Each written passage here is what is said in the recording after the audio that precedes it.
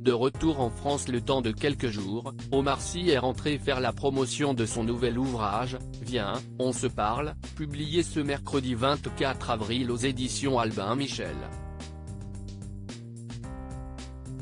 Au travers des pages, on découvre l'homme derrière l'acteur, le comédien, l'humoriste, on fait la rencontre du mari, du fils et du père de famille. Pendant 3 ans, l'acolyte de Fred Testo s'est confié à la journaliste du Nouvel Obs Elsa Vigoureux. Des conversations, retransmises dans ce livre, dans lequel Omar Sy aborde des sujets qu'il a toujours gardés pour lui. Pour la première fois, il se confie sur la bigamie de son père, son enfance, l'histoire de sa famille ou encore ses erreurs de jeunesse. Il ouvre ainsi les portes de son intimité. Une intimité qu'il protège vigoureusement, exilé depuis plus de 10 ans aux États-Unis. Un choix de vie que l'acteur a fait pour le bien de ses enfants et sa tranquillité d'esprit. Après le succès d'Intouchable, il est devenu l'une des personnalités préférées des Français, perdant ainsi son anonymat. Invité dans le 7h-9h de RTL Matin, il est revenu sur les propos qu'il avait tenus après la sortie du film. À cette époque, il avait déclaré être parti outre-Atlantique car il voulait redevenir le papa anonyme qui peut aller à la kermesse de l'école. Il y a un moment qui m'a beaucoup marqué après Intouchable, a-t-il confié au micro de RTL. J'emmène mon fils à l'école, mon fils aîné qui s'appelle Tidiane et j'entends, ah tiens, c'est le fils d'Omar.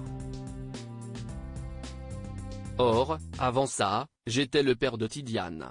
Et je me suis dit comment je vais faire? Il y a un moment donné, il va forcément me détester pour ça. S'il ne peut même pas avoir de prénom. Ça m'a fait flipper. Bye bye les États-Unis, Omar Sy vend sa sublime maison de Los Angeles exilé aux États-Unis pour les impôts? Omar Sy répond aux accusations. Le départ aux États-Unis d'Omar Sy ne s'est toutefois pas fait sans bavure. Accusé de s'être expatrié pour ne pas payer d'impôts, l'acteur a tenu à adresser ses accusations et ses rumeurs dans son livre. Il suffit de se renseigner un peu sur la fiscalité californienne, pour comprendre qu'on est bien loin du paradis ici.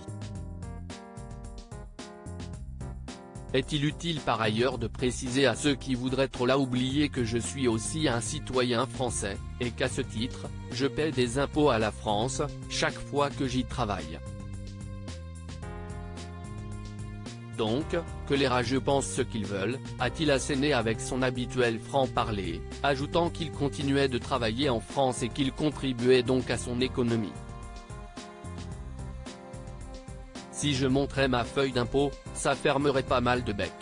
Je suis énormément taxé, mais je n'ai pas à en apporter la preuve. Article écrit en collaboration avec 6 médias. Crédit photo, capture d'écran XRTL.